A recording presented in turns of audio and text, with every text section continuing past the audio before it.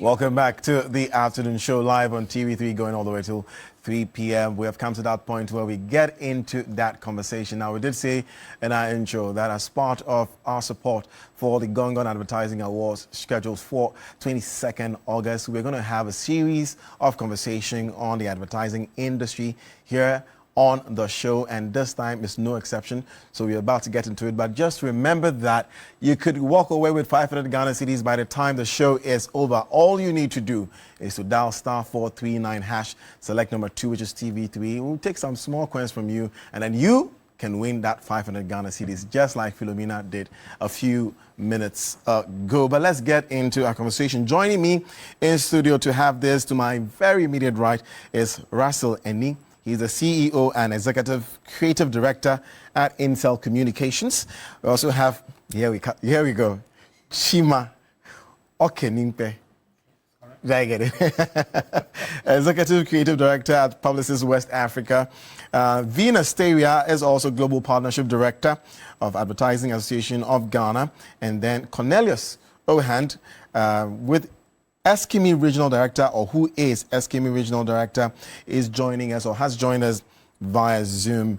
Gentlemen and lady, good afternoon and welcome. Thank you. Thank you. Wonderful. All right, we'll connect with Cornelius in a bit, but I want to start with asking, you have been in the industry for a while now. Insel, Publicis, Advertising Association of Ghana, Eskimi, leading digital advertising in Africa. I'd like to know, how has advertising evolved over the years? Growing up, we see traditional adverts on TV, like we just saw some few minutes ago. You see normal billboards. But today, you know, advertising has spread. Now you have influencers as advertisers. Can you tell me how it's evolved over the years? Let me start with, yes, Russel. Okay. Well, I think you've captured it very, you put it in a nutshell. I mean, we started with traditional television. It was newspaper ads, billboards, a few television stations. So you really captured all the news and the advertising in a small space, and people were captive. They went home because we didn't have phones to, keep us at work, or the internet. Clients didn't have access to us. Went home to watch television, and we caught the ads, and the billboards were everywhere. But now, as you just said, everything's gone digital. A lot of things have gone digital. So people are spending more time outside the house, at work, and the adverts follow them everywhere, and it's intelligent. Once you click on a word, it knows that you're interested in a particular, maybe painting. And then everywhere you go, you start to see painting ads all over the place. So once you search for a word? Yes, so advertising's become intelligent. So it follows you around, so it finds you. That is wild. And now, over the years, even as kids growing up, when you're watching a movie and an advert comes on, you get so angry because you don't want to watch the ad. But that's how the television stations generate money, right? Yes. And so nobody really wants the ad. But like you're saying now, it's following us everywhere you go, every platform you're on and all that. Chima, let me ask you as well. You see billboards, like you were saying, and usually it will be humans, people we can relate with.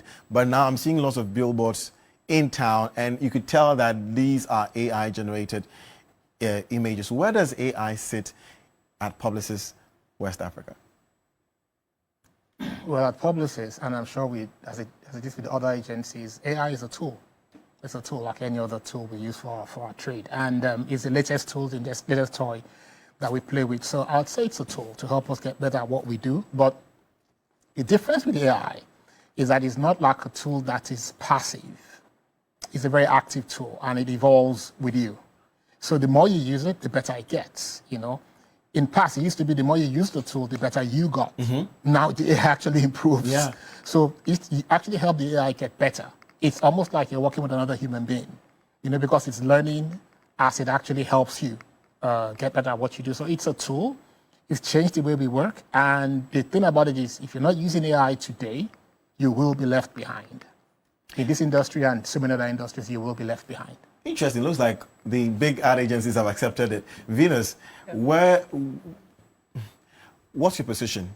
Advertising Association of Ghana. What's your position on AI integration with modern advertising? Okay, so like my background is anchored in integrated communications. So the evolution of digital here, firmly anchored in that. So I think that we've gone through a journey of traditional, then integration of digital, and then integration of digital tools like AI. It's one of the tools, many tools. I think the key thing to understand is whilst we are making use of AI to create, it's also training us, okay? So as it becomes more intelligent, we are also learning about how to adapt and adjust and create better things using AI, right? If I use the TV station as an example, I'm sure that like TV3 first started off just as in a traditional space. And although traditional is your anchor, you now have digital platforms where people can join and view and engage with the content that you're creating, right? You have advertisers now, because you have digital platforms, you'll have brands being able to advertise and place on those digital platforms. It's an evolution of our media space. Just in the same way, AI is an evolution of a space, and people are making use of those tools to create better content, to create in their everyday life within advertising. So I'll give you an example. It's not just the creatives who are using it to create the content that you see. Operationally, so those who, for example, are doing the accounts in like the financing accounts, are making use of tools like Claude, DeepSeek, ChatGPT to enhance the work that they do. So at every stage of the business, people are making use of AI tools. Okay. Chima said something earlier, which I want to reiterate before I go to Cornelis, which is the AI tools are getting better than us now, right? Cornelis, are you with us on Zoom? Yes, I am. Beautiful. Nice to meet you. Thank you for joining us. Now, Cornelius, like we were saying, now we're saying that AI tools are getting better than human beings. I'd like to find out from you, Kimi, at what point do we stop the influence of AI on creativity? I don't know if my question is clear. At what point do we stop the AI, or do we stop the influence on creativity? What do you think the influence of AI on creativity is today? It's ultimately it is to accelerate the production. The way our view on this matter is around accelerating production. We don't believe that there will be a point where humans are. Cornelius, if you can hear me, we're struggling to hear you a bit. If you could speak up. Yes. Okay. Let me try. Beautiful. Is this better? Yeah. So I think we still believe that humans need to ideate and innovate. AI will help the acceleration and the production of the creative. So it's very much to fast track the work, but we still need to come up with the ideas, the human emotions, drive that connection to the consumer. And ultimately, we also need to verify that what the AI creates is correct. And I think that's our view, that they go hand in hand. We don't believe that AI will ever replace humans completely. I think there's still very much a need for the human element. Stay with me there. You all don't believe that AI will replace humans completely? It depends on what you're doing. Okay. In advertising, you don't think... In advertising, I think that, you see, I know, the normal trope is to say it's a tool, but it's a replacement, it's a disruptor. Yeah. It's a one tool that behaves like a human being, nothing else. The typewriter didn't, the printer didn't, the fax machine didn't, this one thinks. So it exposes people who are not already skilled. For people who are already skilled, it enhances their work because they can think imaginatively and then use the tool to enhance that imagination. For people who execute, it's a terrifying prospect. It will replace them. It's a simple fact. No matter how skilled you are, can you be smarter than AI in the next 10 years? Okay, so it depends on, let's define what being smart is. Because there is no point in doing what AI can do. You need to find something else that makes you relevant to to the production process, you know. And so what can AI do today that is a waste of my time to try and compete with AI? There's no point in me competing because it will be better at it than I will ever be. However, Cornelis spoke about ideation. Now, AI can ideate very, very well, but then it doesn't mean AI will replace ideation that's driven by some critical insights that only you as a human being can actually understand. And the point is, you take what AI gives you, you understand, and you make it better by putting your humanness into it. And people can then connect with that humanness, you know. AI will never be human, no matter how close it gets. No matter how close it gets, it will never be human. And I'll tell you why, because humans are constantly evolving. Even AI is helping me evolve. You understand? I'm evolving. I'm not who I was last year since I started using the AI. Now I know things that are, like I said, a waste of my time. The point is, it's about redefining what humanness is today as compared to what it was before. Because let me give you a good example. Elon Musk was on stage 2 years ago at Cannes, and he said, we'll have to answer questions like, if AI can paint better than me, what's the point of becoming a painter? Because if an AI can create a painting, but the point is, it's not that I shouldn't paint, it's what is the value of that painting? And what will happen is hand-painted crafts will become more valuable, and then you will find the mask that's done by AI. Is that the case? Is it possible? There's actually a niche for craft. Exactly. There's actually a niche. So the thing is, when you see like evolution in digital tools and the evolution of use of digital, the more there is, as humans, we retract and we want to find human elements in things, right? So I think just as Chima has expressed, it's a tool which enhances what we do. And yes, it will make some things obsolete, but it takes what I call a humanization strategy, right? It will take that to be able to lift what AI gives us off the page. I see, Russel, you know, thinking through what you're saying. I see you, before that, I know advertising also strongly stands on persuasion, which is, you know, human emotions, like you said, pathos, logos, and ethos, or whatever they call it, those persuasive elements of advertising. Is AI able to, or will AI be able to persuade humans the way a human will persuade another human? Yes. It can train. We train it, so it can. Yes. So it can? And, yeah, yes, because absolutely. it's because voice look, enabled. I spoke to an AI agent. I was at the fair in Paris, and I could, if I didn't know what an AI agent, I think I was speaking to a real human being. To the point it asked me for my WhatsApp number, so he could reach me later on WhatsApp and all that. This was an AI. Why conversation? Yes, phone conversation with an AI agent. You understand about what to do for the day. And it was like talking to a real human being. So yes, it will get to the point where you think you're talking to a person. The difference is human beings have this thing called an ego. And that's what will save us. You understand? Our ego. The fact that we don't want to be replaced as humans. And that's the AI. Yes, and that's and that's what will save us eventually. Russel disagrees, but I want to know what Cornelius thinks about this. Cornelius, if you're still with us. I am. Yes, Chima is saying that the human ego is what is going to save us. Do you agree?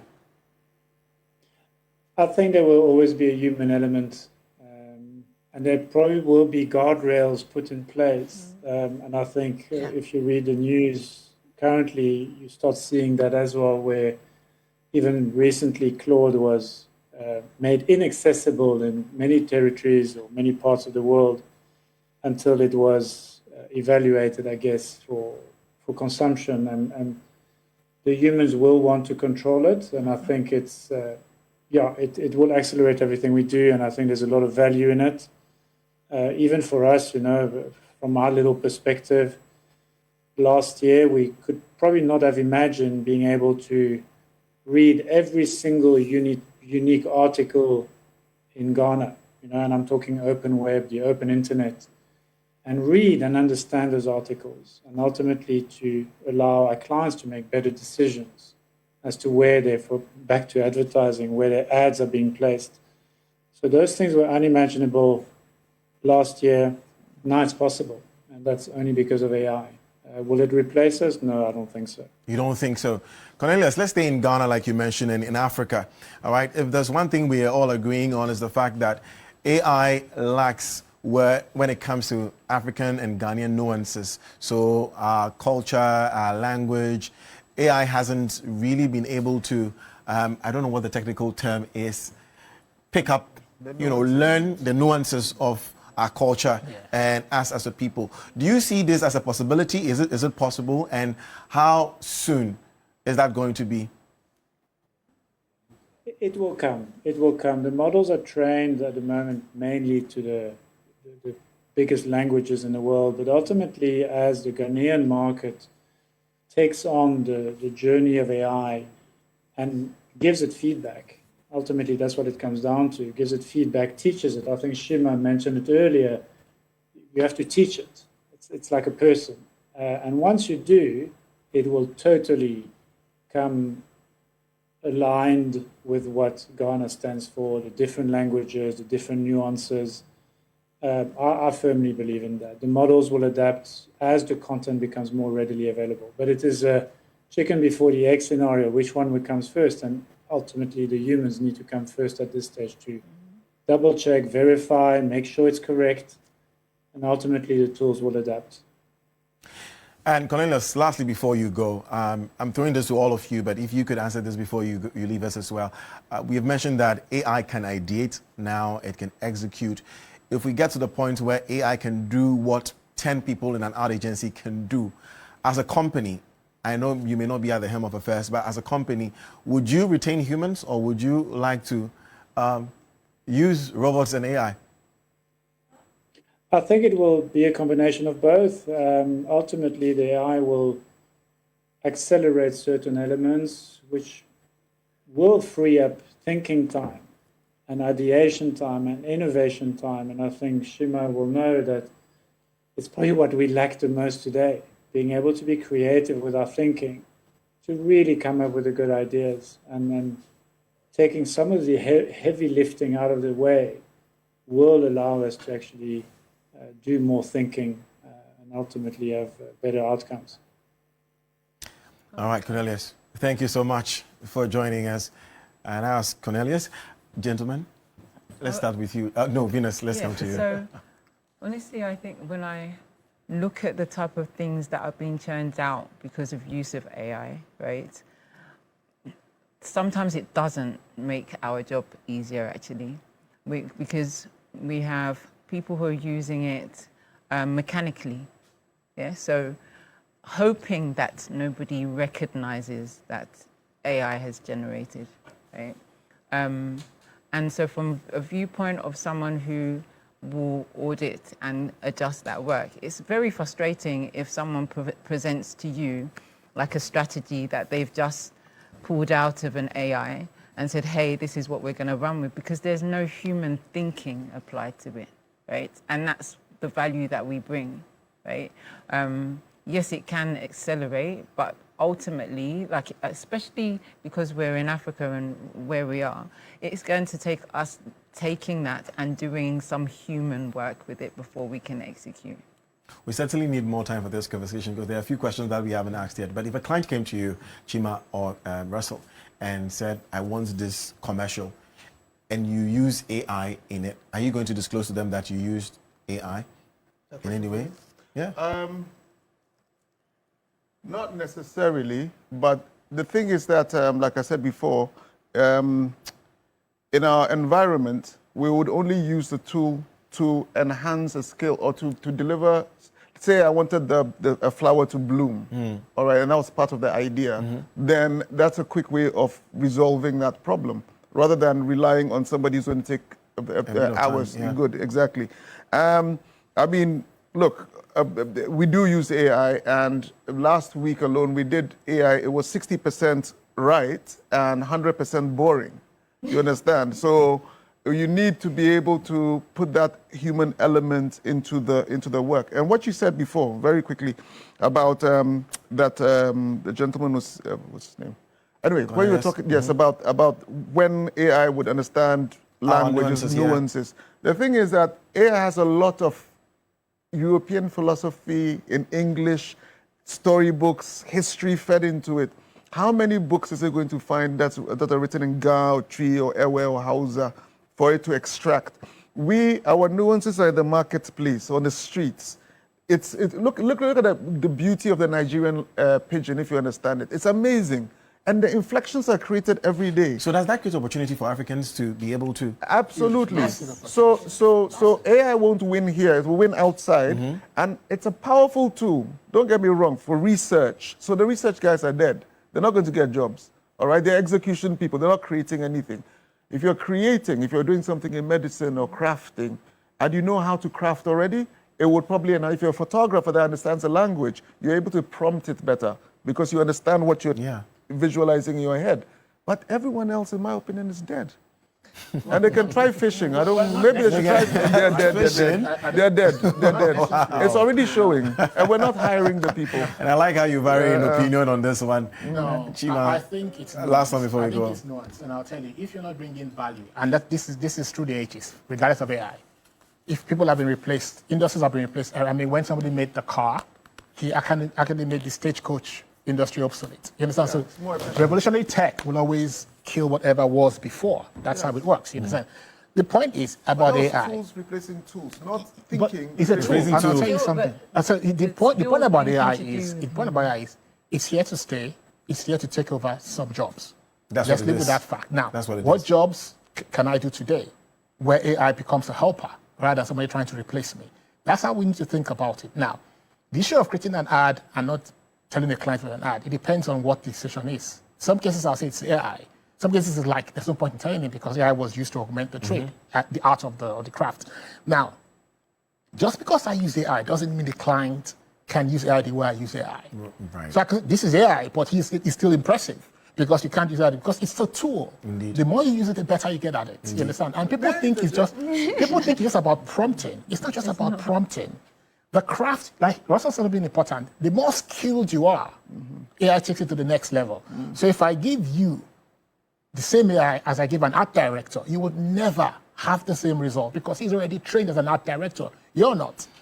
So he will use AI better than you. It's the same. Well, also, it's I very think that unfortunate. also, Our time like is when you up. see, Our time is up. is it I really? know we should We'll continue this continue. conversation. We should continue. We really should continue this conversation. And we are having a series of it, so we're definitely going to have you on again. Thank you so much for joining us. Chima, Venus, and Russel, also Cornelis, who joined us via Zoom. Thank you so much. And that's all we have for you today on the show. But we're not going just yet. We need to give you some money. 500 Ghana cedis. If you've been playing, stick and stay. We'll be right back.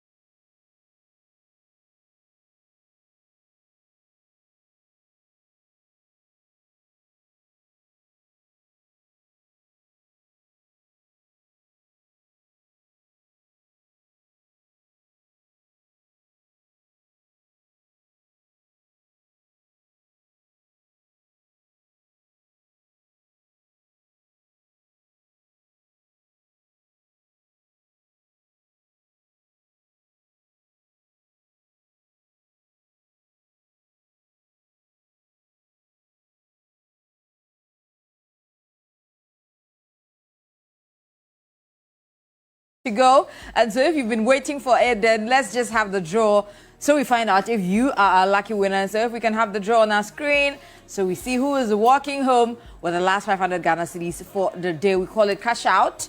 And so that's our winner. It is 0534061 ****. If that's your number, definitely you've received an alert of 500 Ghana cedis on a beautiful Wednesday afternoon.